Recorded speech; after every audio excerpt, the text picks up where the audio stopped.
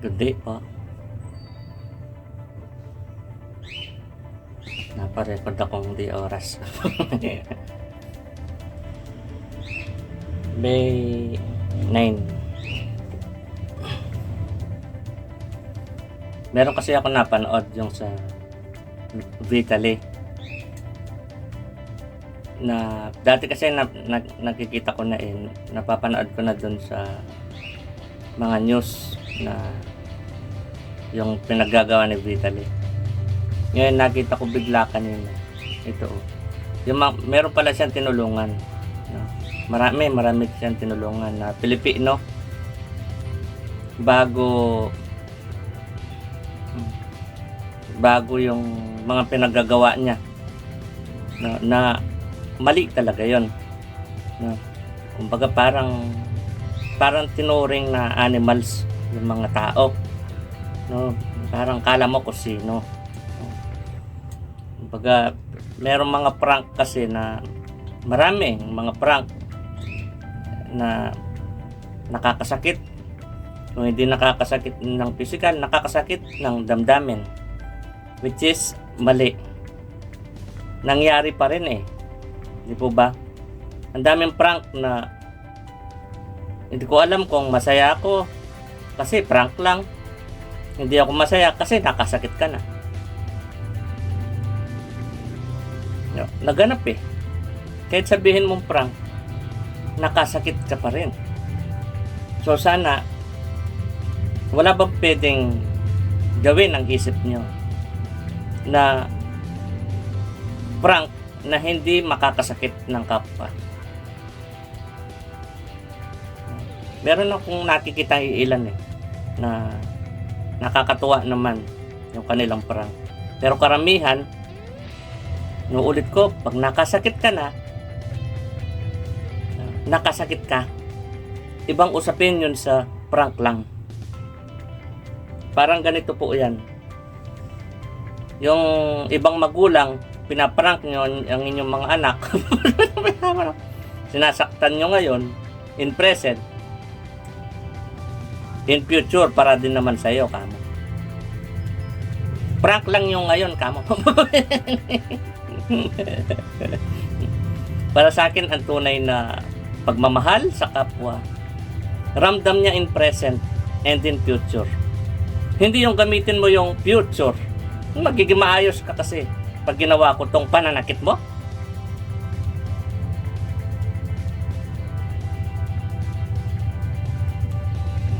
Pangit na naman to, no?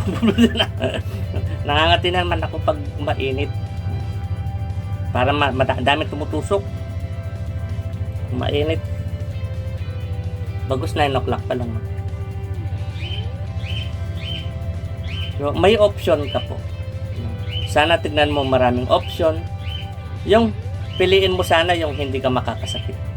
Pagdating doon kay Vitaly, gusto mo bang gawing lisensya, no? Yung ginawa mong tama, pagtulong sa kapwa, para i-ignore ang pagkakamaling gagawin mo. Kasi tumulong muna siya. And then, pagkatapos nun, doon na siya nag-prank-prank.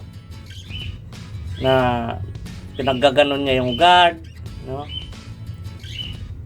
Pati matanda. No? Yung ginagawa mo bang lisensya ang pagtulong mo para i-ignore namin ang pagkakamali mo? Yun ang katanungan Kaya iba pong usapin ang tama at mali. Iba pong usapin yun. Ibang, kumbaga, wag niyo pagsamahin ang tama at mali. Dapat ihiwalay yan. Kaya kapag meron kayong diskusyonan o alitan, ihiwalay nyo muna ang tama at mali. Parang ganito yan. Sabihin mo mali ang uminom ng alak. Huwag mong i-justify yung isang word. Alak, pag inom ng alak, isang word. No? Turing natin yon as isang word sa usapin ngayon. Depende kasi sa usapin. Kahit na sentence yun. Ituring natin yun as word. Pag inom ng alak, sabihin mo mali. sana i-explain mo maigi. Ang mali doon mag-away. Ang mali doon maglasing. Ang mali doon hindi ko makuha. Ang sumobra. Ang mali doon yung gulo. Pero yung maging masaya, hindi mali yun.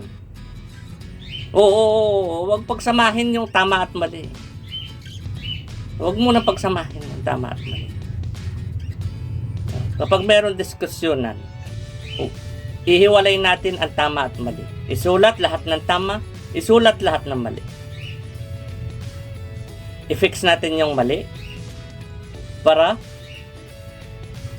ma-emphasize lalo yung tama. Sa pag-inom ng alak, huwag gulo, huwag away, huwag magpakalasing. Tignan nyo ma-emphasize yung saya. Ang dami ko kasing beses uminom ng alak. Majority, masaya na walang gulo. Majority. Tagal kong nang inom. Base sa kwenta ko, majority. Kumbaga, mas nakakalamang yung walang gulo. So, ang ibig sabihin, merong totoong tama sa alak.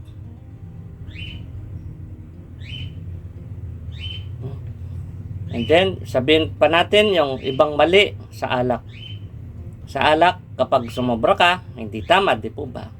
Sobrang dami, sobrang konti. Mahirap mabitin. Di ba? Kahit di na ako manginginom. At least, dati naranasan kong manginginom ako. Naranasan ko yan. Kaya malaking porsyentong naintindihan ko.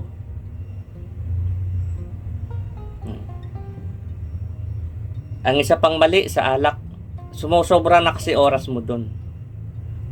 Yung alak, medyo nakadugtong yung medyo yung barkada. So, nawawalan ka ng oras sa pamilya mo. Nandun ka lagi sa barkada, sa alak. Isa yun sa pagkakamali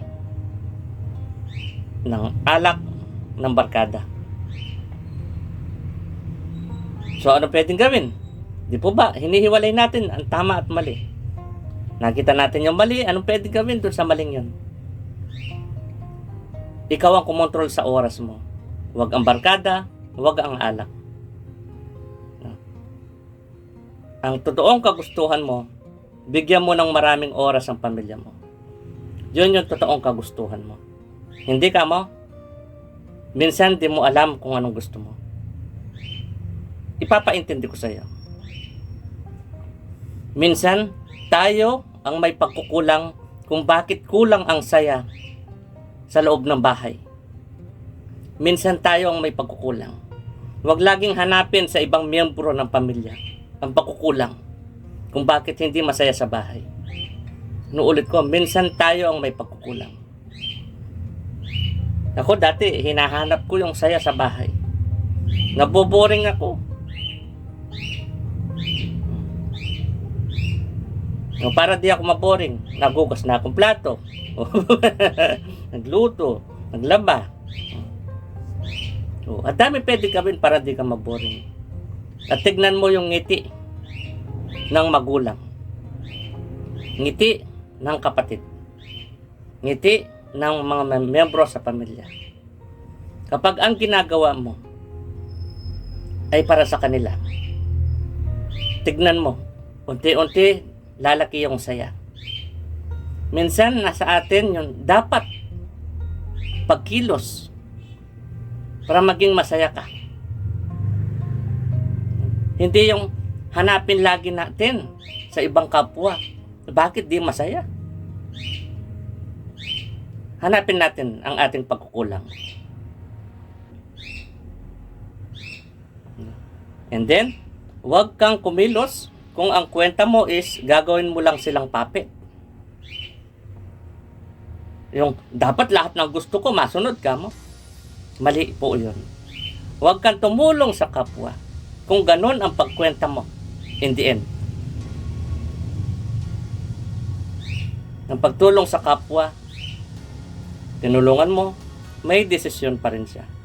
Ang pwede mong gawin, pagpayo. Pero kung hindi na sinunod yung payo mo, desisyon niya yun. Mahalin mo pa rin siya. Kung pinahamak niya sarili niya, mahalin pa rin.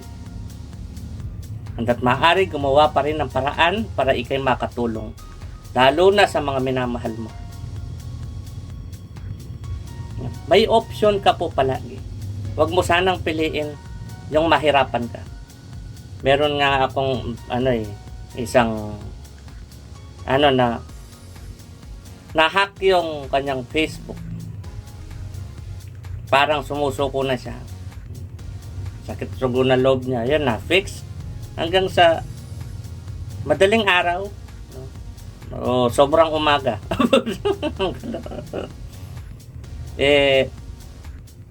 Tutulog ako. Ginising ako pa rin.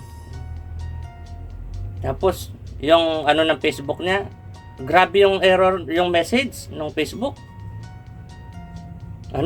Parang yung message niya is yung hindi mo muna magagamit yung account mo kasi merong mga activities kang ganyan. Yung mahirap doon kasi pagkabasa mo, yung pagka-English niya, hindi mo muna magagamit ang Facebook mo. So, doon siya nag-concentrate. Kaya abang tinecheck ko, tapos nung na-repair ko na, okay na, sinunod ko lang yung ng Facebook. Tapos meron pinapalitan, ganyan. Para mas secure, ganun. Nakita ko, paglabas ko, okay na. Yung pagkarandam niya, sinabihan ko. Para sinisisi niya sarili niya. Sinabihan ko. Kasi, ang tamang pagsisisi ka ako, hindi paninisi. Huwag mong sisihin ang kapwa mo, huwag mong sisihin ang sarili mo. Ang tamang pagsisisi, matuto ka dun sa nangyaring mali. Matuto ka. Hindi yung parang feeling mo, pakiramdam mo, gusto mong bumalik dun sa naganap. Tapos palitan mo yung naganap. Hindi po pwede. Anong mang gawin mo, hindi mo mababago ang naganap. Ang pwede mo lang gawin, ikaw kinakausap ko in present, ang pwede mo lang gawin, matuto sa past, sa naganap. Ikaw na nasa present, para sa future. Matuto sa pagkakamali. Hindi yung feeling mo, gusto mong bumalik doon sa naganap, tapos babaguhin mo yung pangyayari. Inuulit ko, hindi po mangyayari yun. Tanggalin yung word na paninisi sa kapwa at sa sarili. Ang tamang pagsisisi, matuto sa nangyaring kahirapan. Matuto. Ikaw na nasa present. Please, tignan mo palagi yung timeline. Past, present, tense. Future. Past, present, future. No? Huwag kang matense. Tawa naman. Tumatawa. Babe mo na ka, babe.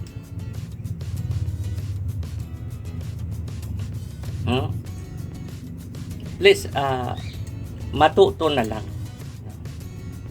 Hindi, ako, nung naintindihan ko, literally, yung pag-iisip nyo, hindi yung pakiramdam yung pumasok sa isip nyo, no? Literal talaga.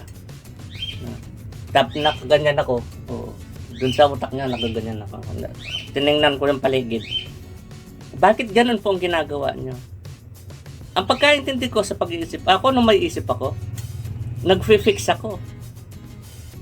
Mas maraming pwedeng gawin sa isip kesa sa pisikal. So ano pong ginagawa nyo? Bakit ang problema pinapalala nyo lalo. Dinidibdib nyo. Ganyan nyo ba gamitin ang isip nyo? Inuulit ko, ang tamang pag-iisip. Naghahanap ka ng maraming opsyon para makapag-fix ka ng isang problema o ilan.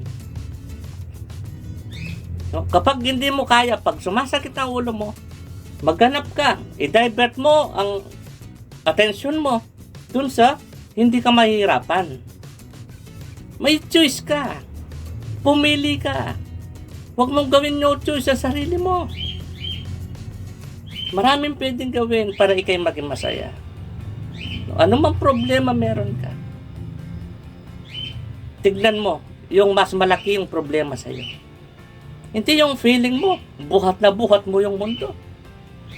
Huwag pong ganun. Marami kang kapwa na pwede makatulong sa iyo. Tulungan mo sarili mo. Kung gusto mo dumami, lalo ang tutulong sa iyo. Sikapin mong maging masaya ka. Huwag ka susuko. Magtiwala ka sa mga kapwa. Hindi lahat ng kapwa pinahirapan ka. Marami pa rin kapwa na kung bakit nagkaroon ka ng ganyan, ganyan, ganyan, dahil yan sa kapwa. Hindi natin matatanggap, matatamo, marireceive ang mga pagpapalang sinasabi mo kung hindi sa mga kapwa. Kung hindi sa pagtutulungan ng mga kapwa. Wala kang ganyan, ganyan, ganyan. Paano nabigay sa iyo ang cellphone mo? Ilang tao, ilang kapwa natin ang nagtulungan para maiparating sa iyo yan. Paano ka nakakain ng ganyan? Ilang mga kapwa natin nagtulungan para makakain kanyan. Nagtutulungan ang mga kapwa para mapasaya ka, mapasarap pakiramdam mo. Kaya sa mga humihingi ng pagpapala, alam niyo po ba na kailangan mo munang pagpapalain yung kapwa mo o mga kapwa mo na magiging bridge para matamo mo ang pagpapala. Hindi ka pwedeng pagpalain kung hindi pagpalain ng kapwang yun.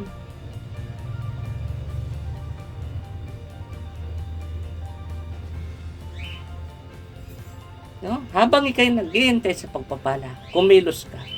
Sikapin mong maging masaya at na sa ganun, makapasok sa iyo ang pagmamahal. Kasi kung pipiliin mo lagi, ang mahirapan ka, kasi may choice ka eh. Huwag mo sabihin wala kang choice. Kung pipiliin mo lagi mahirapan ka, hindi makakapasok sa iyo ang tinatawag mong biyaya ng basta-basta. Piliin mo maging masaya ka. Please. Parang morit lang. Joke lang. Kesa naman sa nananakit na morit, diba?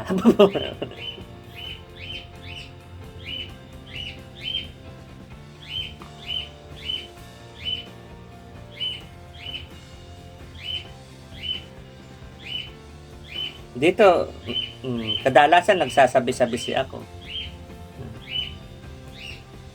Pero, hindi lang sabi-sabi basta yon. Try mong record kung nahuli mo ako. Tapos i-play mo. Intindihin mo yung sinasabi. Totoo ba? Totoo ba ang mga sinasabi? May connection ba ang mga sinasabi?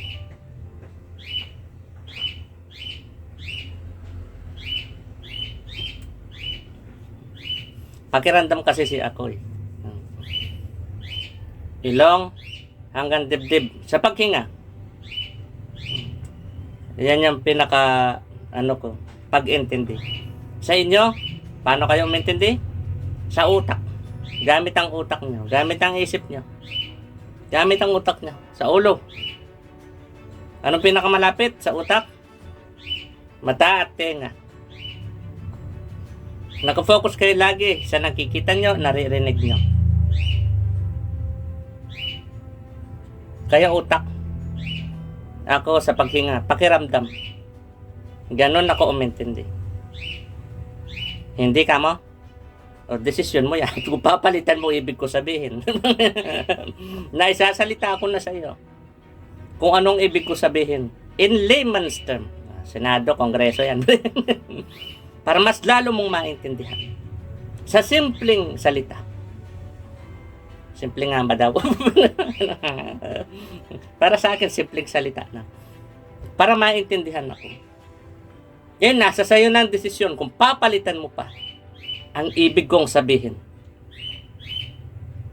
Sinisikap kong ma-explain kung ano ang ibig ko sabihin. Yan, kung papalitan mo pa, desisyon mo yan.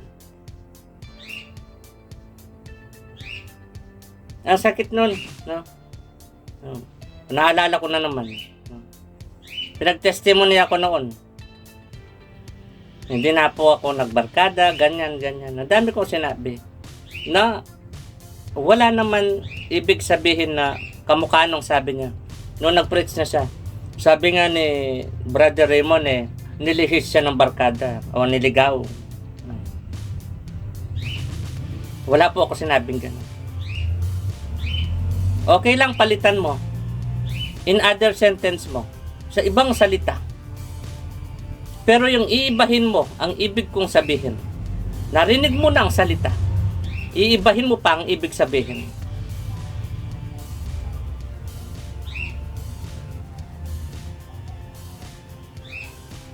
Doon pa lang, may inconsistency na.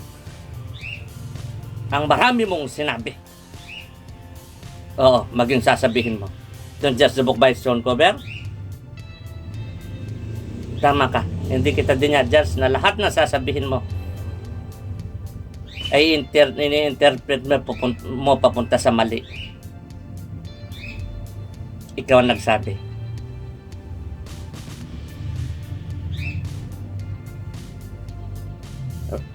Huwag mo ko masyadong i-twist, talino.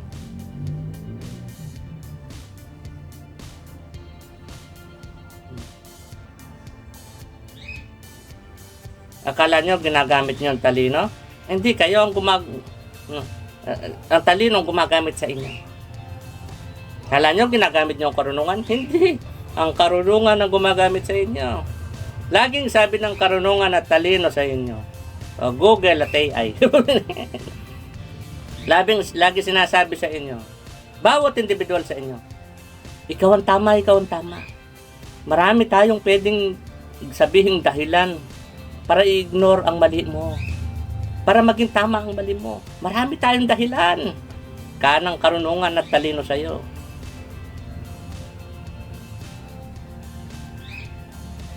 Di po ba? Lahat ng paniniwala. Sino nagsabi sa inyo na manggamit kayo ng pangalan para kayo mag-away-away at magmataasan? Sino?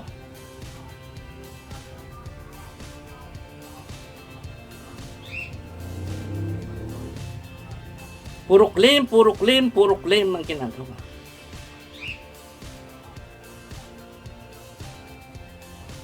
Paano ang ibig sabihin ng nanggagamit ng pangalan? Ano to yan? Ay, kilala ko yung let's say for example, sabihin mo, ang presidente. Kilala ko ang presidente. Huwag mo akong anuhin, kamo. Parang ganon. Nagagamit sila.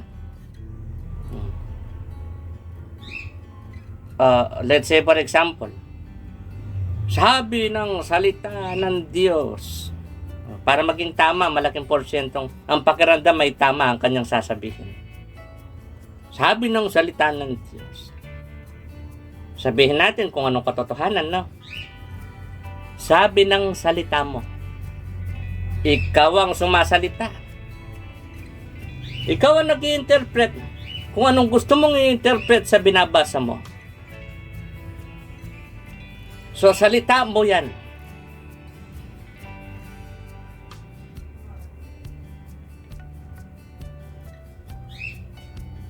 Ilang translation, ilang version Ang nangyari, naganap, bago nabuo ang binabasa mong yan. Pang ilang version yan, pang ilang translation yan. Ang binabasa mong yan. Parehas kayo lengguwahe sa isang lugar. Paminsan-minsan hindi pa kayo magkaintindihan. What more pa kaya kung ibahin mo yung lengguwahe? At depende pa yan sa pagkaintindi nung magta-translate. Harap-harapan na nga eh. Sabi ko, din ako nagbarkada. Dami pa sinabi pero wala. Wala kang magagawang conclusion. Na ang sinabi ko ay, sabi nga ni Brother Raymond nilihis siya ng barkada. Ewan ko kung niligaw o nilihis siya, sabi. Wala po ako sinabing ganun. At kahit panoor, sana nakarecord lahat no? At kahit gawan ng conclusion lahat na sinabi ko, pinag-testimony siya ako. Kahit gawan mo ng conclusion yun, walang conclusion na ganun. Ang mga barkada ang naging sandalan ko sa mga panahon na yon. Tuwing ako'y nahirapang huminga, sila ang naging sandalan ko. Kung gusto kong makahanap ng masaya, sa kanila ko nakikita malaking porsyento.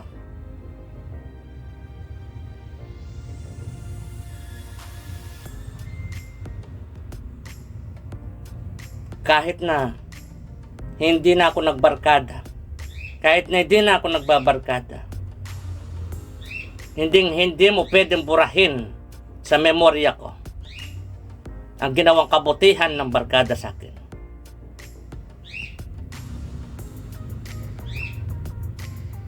Huwag mo kong gawing sinungaling.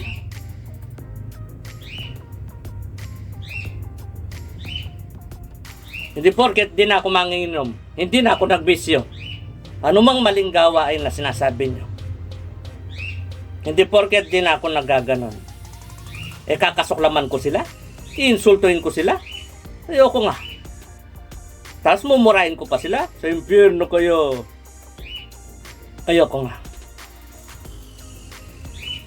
Mahal ko mga kapwa ko, anong man ang ginawa. Hindi ko sinasabing tama ang kanilang pagkakamaling ginagawa. Ang kinasusuklaman ko ang pagkakamali nang dahil sa karunungan. Hindi mga kapwa ko tao. Kaya ikaw, pastor, nagbe-bless ako sa harapan mo. Ibigay mo naman sana yung kamay mo.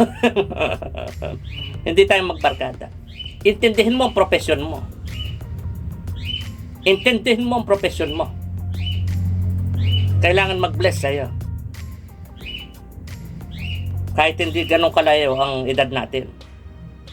Ang profesyon mo, kailangan namin mag-bless sa'yo. Mahal kita. Pero huwag mo ko pilitin mahalin ko ang karunungan mong pinili.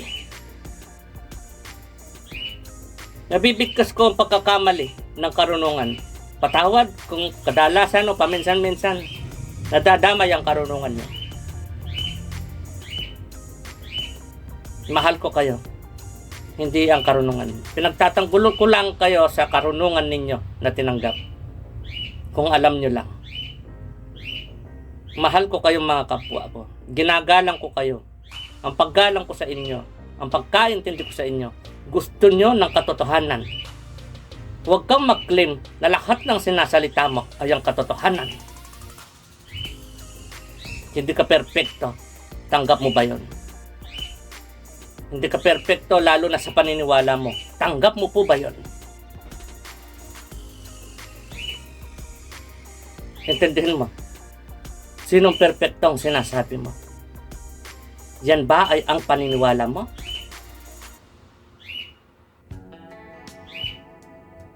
Na ang tawag mo Diyos?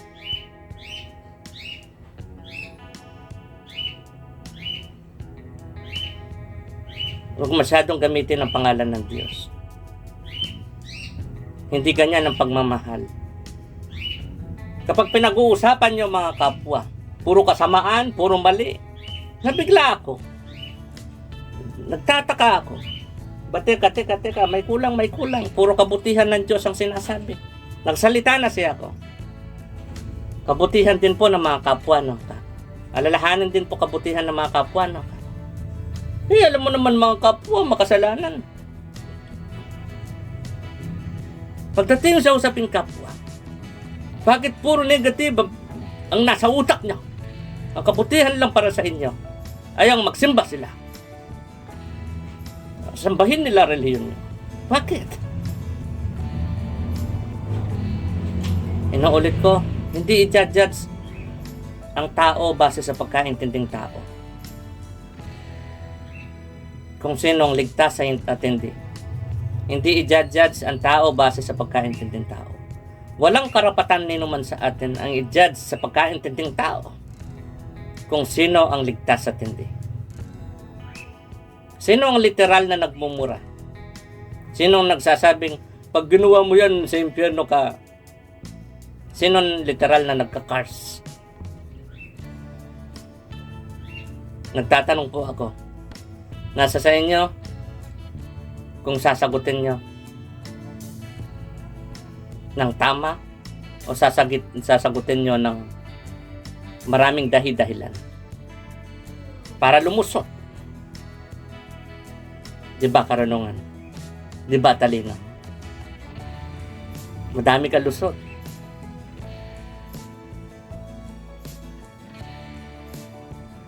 Para sabihin mong ang pagkaintindi mo palagi ang tama.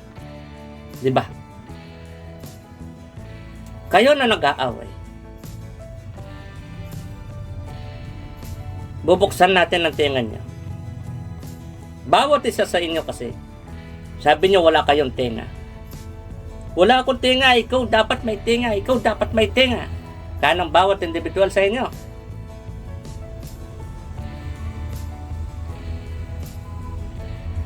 Sabi niyong isa, ito yung proof ko, babasahin ko sa versikulong ganito. Tapos yung isa, ito yung proof ko, sasabihin ko, ito yung proof. Lagyan natin ng tenga si kayo. Saan nyo po nababasa ang mga proof nyo? Sino ang totoong nag-aaway? Kayo po ba? O ang binabasa nyo?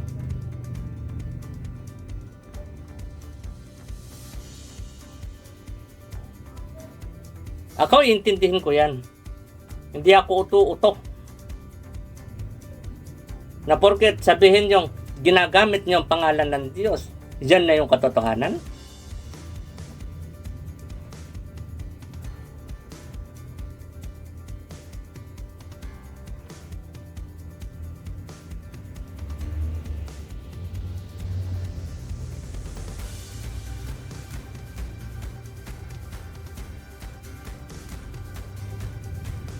Ayaw ko tapit ganito. Baka masapit ako. Inuulit ko. Ang kalaban po natin ang karunungan. Hindi mga kapwa-tao. Piliin po natin magmahalan. Huwag pong piliin na mag-away. May choice po kayo, di po ba?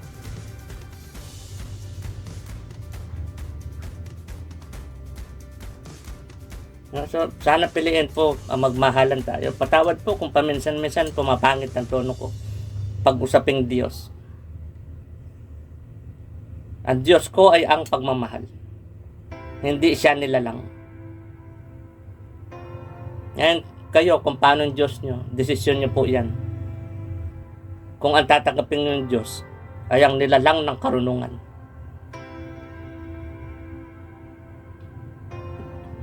Di po ba kalapastanganan? Nilalang nyo ang Diyos? Ano bang proof na sasabihin nyo? Kayo na nag-aaway, A at B, bawat isa sa inyo, maraming proof na sinasabi. Huwag nyo pong kalimutan yan. Kaya huwag kang umaksyon na parang ikaw lang ang may proof. Dahil pati yung mga tumataliwas sa iyo, marami din proof tulad mo. Nagkakataliwasan kayo. Nabuo po ba ang Biblia para mag-away-away ang mga tao? Katanungan po yan na hindi ang utak nyo ang sasagot. Ang sasagot ang nasasaksihan. Mahirapan yung i-deny yan. Di ba nakafocus po kayo? Kayo na utak, anong malapit? Mata at tenga. Sige, mag-focus kayo.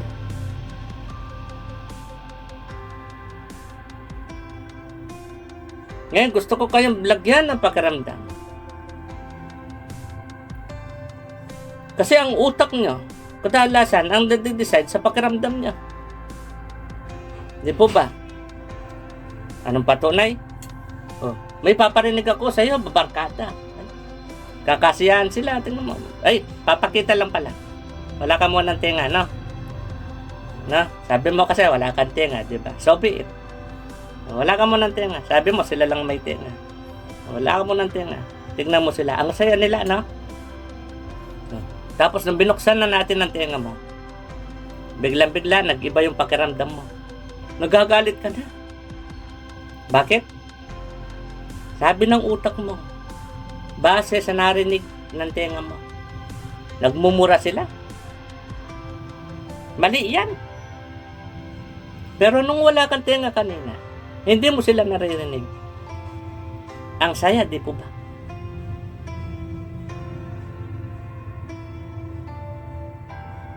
So, ang ramdam ko, ikaw na ayaw mo pagmumura, ang ramdam ko nagmumura, ay ikaw, tuwing nakakarinig ka ng nagmumura. Ikaw ang ramdam ko nagmumura. Huwag mo sabihin wala ka pakiramdam po. Ang dahil sa utak mo.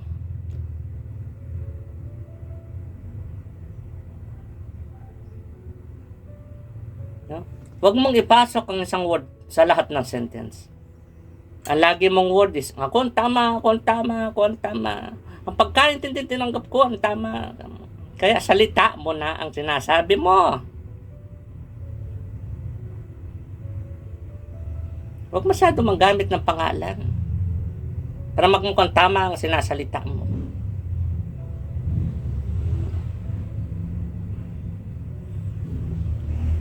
Naulit ko, lahat na nag-invite sa atin na magsimba, ang ibig sabihin, mahal nila tayo. Gusto na tayong maging papel. Mahal nila tayo. Ang pagkaintindi po kasi nila, sasabihin po natin, no? Ang pagkaintindi po nila, mas lalo kang magiging maayos. Mas lalo kang magiging okay. Kung sambahin mo ang relihiyon nila, magsimba ka daw. Para sambahin daw ang Diyos. Sabi nila.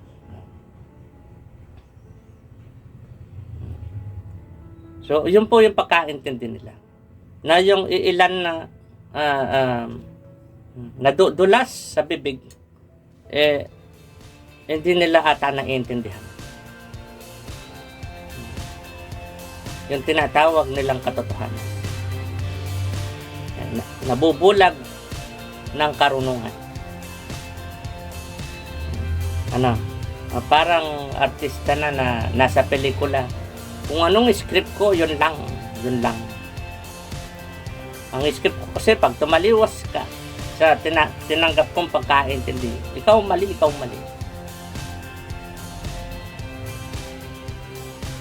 Yan ang pagsakop po sa'yo ng karunungan.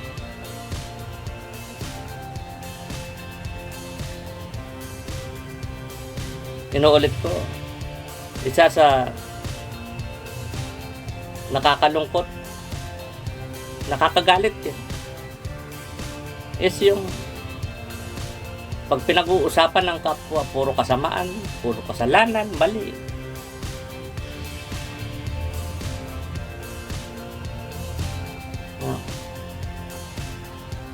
Ganun pa, mabuting balita.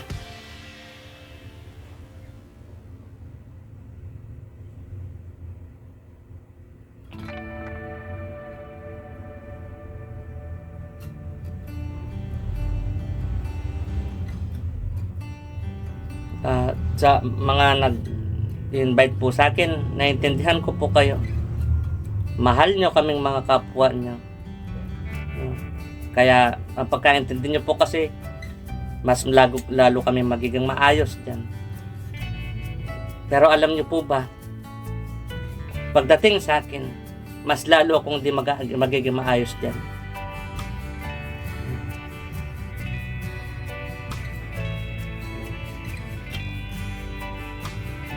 Patawad po, hindi ko tatanggapin ang kapag pinag-uusapan ng mga kapwa, kinakalimutan ang kabutihan nila. Puro kasamaan pag pinag-uusapan ng kapwa. Kinakalimutan ng kabutihan ng mga kapwa. Ang kabutihan lang para sa inyo ay magsimba. Patawad po, hindi ko tatanggapin yan. May kanya-kanya po tayong desisyon. Mamahalin ko lahat ng kapwa ko. Ano man paniniwala, ano man ginawa, mamahalin ko. Sa aking paraan. At hindi ko sila kailanman gagawing puppet.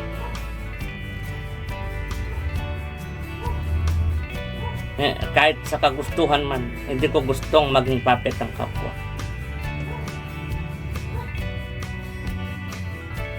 Kung ano man ang kaniyang pagkaintindi, paniniwala, desisyon niya yun. Pero hindi ko pa rin siya mumurahin. Nasa impyerno siya, Maging sa pagkaintindi, mahal ko kapwa ko.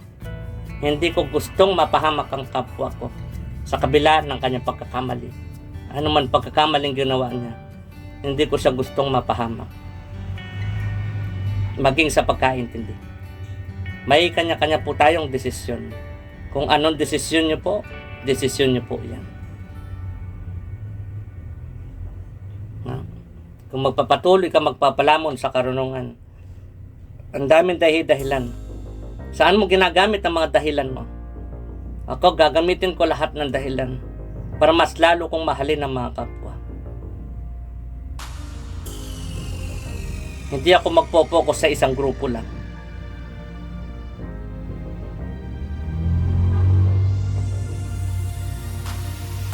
Patawad po sa mga nag-i-invite sa akin. Hindi ko kakalimutan. Ang pinili ko po, ang desisyon ko po. Hindi ko kakalimutan kabutihan ng mga kapwa. Habang nagsasalta siya ako, may pumapasok na ano. Hindi naman ganyan.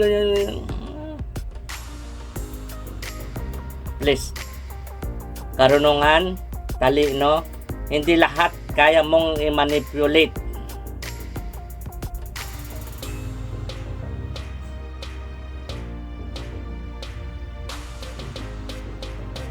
Sige po, pangit ng tono ko. Kung ko pangit ata ng topic ngayon. Ang topic ngayon is option 3. Daming option, no? Option 1, option 2, option 3. Akala ko tapos na yung option. Meron pa palang option. May decision po tayo kasi. So, may kanya-kanya po tayong desisyon. Igalang po na sana natin ang ating desisyon ng kapwa. Lalo na hindi naman nakakapahamak sa kanya or end sa iba. Ako po, ang dinesisyon ko, sana po sa mga nag-i-invite sa akin, tignan nyo naman po sana ang mga dinesisyon ni ako. Hindi na nagbarkada siya ako, hindi na nagbisyo siya ako. Pinaglilingkuran ko, pamilya ko. Pagdating naman sa ibang kapwa, mayroong internet para mas lalong kahit papaano makatulong. Ewan ko kung paano nyo po maintindihan, paano ko po ipaintindi sa inyo yun. Basta pagmamahal sa kapwa, doon ako nakapokus. So, kung sabihin mo po, ikaw na nag-i-invite sa akin, kung sabihin mo po, kulang ang Diyos sa aking puso, sa kabila ng aking mga ginawa, mga nangyayari, mga dinesisyon pa rin tawag doon. Hindi na nagbisyo, hindi na nagbarkada, nakapokus sa pamilya, pinaglilingkuran ng pamilya, naglalaba, nagluluto,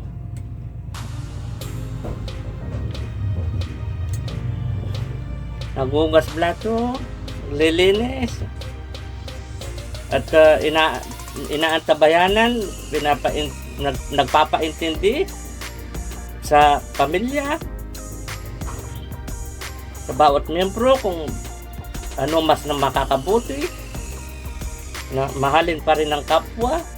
No, sige, pag-usapan ng mali. Tapos, pagkatapos nun, mahalin na yung kapwa. Pero, detalyado po yun, ginagawa namin. Dinadala ko pa rin sa pagmamahal ng pamilya. Ano pa po bang ano po ang proof mo? Ikaw na nag-invite na sa akin. Anong proof mo na sabihin mong kulang pa rin ang Diyos sa akin?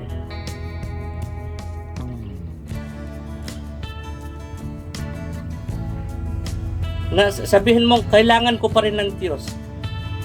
Anong proof mo na kailangan ko pa ang sentence na yon? Ang sentence na kailangan ko pa rin ang Diyos. Kailangan kong sambahin ng Diyos. Anong mga proof mo po? Tignan mo po. Mag-zoom out ka. Tignan mo. Sino ang gusto mong sambahin ko? Sure ka po ba na ang Diyos? Tapos tignan mo, mag-zoom ka. Lahat ng ginagawa niya po, ginawa niya po. Lahat ng pagbabago. So mag-zoom out ka ulit. Ikaw na nag-iaya sa akin. Magsimba. Sino nga ba talaga ang gusto mong sambahin ko? Ang Diyos nga ba? O ang relihiyon mo?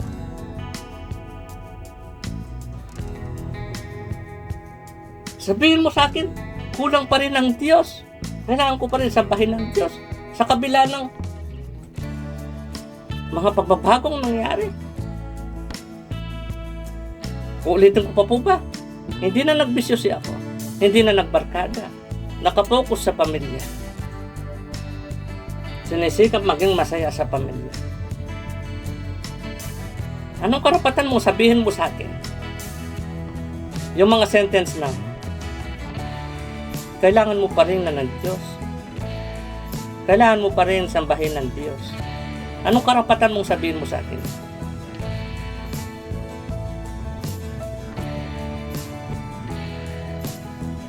Yun nga ba ang totoong sinasabi mo? O ang totoong sinasabi mo sambahin ko ang relihiyon mo? Inuulit ko po, hindi na po ako papasok sa mga grupong pag pinag-uusapan ng mga kapwa, puro kasamaan, mali, kasalanan. Kinakalimutan ng kabutihan ng mga kapwa. Ang kabutihan lang para sa inyo ay ang magsimba. Nakafocus lagi papunta sa relihiyon nyo.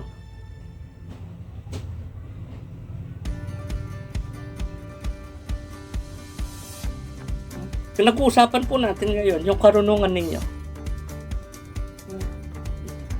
Ipang-usapin po yung karunungan.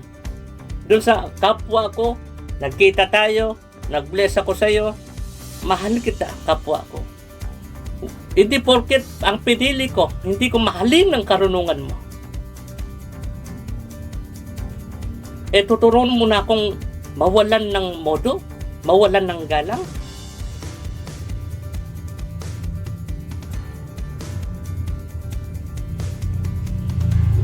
Walang galang yan? Oo, sa karunungan mo. Pero sa'yo, kapwa ko, hindi. Ginagalang kita. Ang gusto mo, di po ba, lagi ay katotohanan. Ang katotohanan number 1, may mali din sa relihiyon mo. May mali din sa paniniwala mo. Hindi perfecto ang paniniwala mo. Totoo po ba yun? Pwede mong sabihin, oo. Pero ang kilos mo, hindi.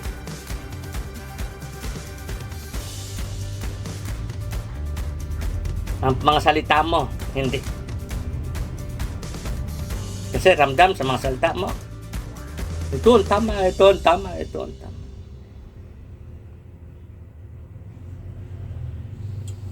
Puro ko yung focus doon sa isa. Parang A at B. Yung A, laging positive. Yung B, let's say, yun yung Diyos. Yung B, mga kapwa. Puro negative.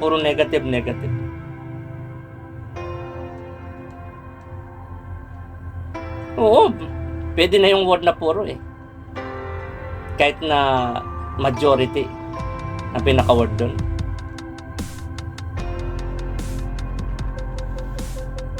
Mahal ko mga kapwa ko, inuulit ko, hindi ang karunungan. Lahat tayong kalaban natin ang karunungan. Kaya ka nagmamataas, kaya ka nagkiklaim na ang pagkaintindi mo ay ang perfectong tama. Nang dahil yan sa karunungan. Nalalamon ka ng karunungan.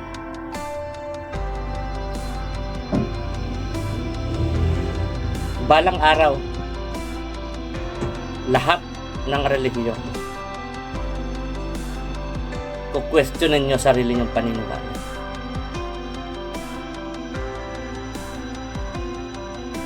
Iyan ang magaganap.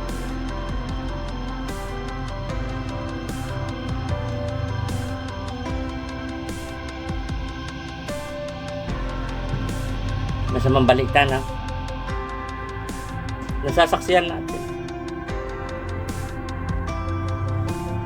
Na sige, ibayin natin katanong. Bakit nabuo ang Biblia? Yun na lang. Tapos yung pag-uusapan na lang sa next video, yung kasagutan doon. Yung kasagutan nyo at kasagutan ng lahat. Pag sinabi kong ang ng lahat, maintindihan nyo rin po bawat balang araw. Naulit ko po sa lahat ng taliwas sa pagkaintindi. Sa mga sinabi ko, patawad po. Hindi po ako naparito para paniwalaan. Kayo kung naparito para paniwalaan, desisyon niyo po yan. Ako, hindi ako naparito para paniwalaan. Maging baligtad nun, hindi rin. Kung ano man paniniwala o pagkaintindi, tinanggap mo, desisyon mo po yan. Naway, i-insert niyo po palagi ang magmahalan po tayo. At huwag kalimutan ang kabutihan ng mga kapwa. Pakatandaan mo po, hindi ka nabuo kung wala kang kapwa. Inuulit ko, hindi natin pwedeng palitan ang nangyari. Kahit ang sinasabi mong Diyos mo, hindi pwede palitan ng nangyari. Hindi nilalang ang Diyos. Kung sabihin mo merong kapangyarihan ng Diyos mo, napalitan ng naganap, desisyon mo po yan. Hindi mangyayari. Ang naganap ay naganap. Paano ka ginawa? Nang dahil yan sa kapwa. Huwag tanggalin muna ang usaping ang pangalan ng Diyos sa usaping ito. Paano ka ginawa? Sino ang mga dahilan kung bakit ka ginawa? Tanggalin muna ang pangalan ng Diyos, inuulit ko, sa usaping ito.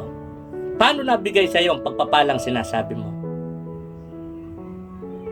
Kung wala kang kapwa. Inuulit ko, tanggalin muna sa usapin ang pangalan ng Diyos.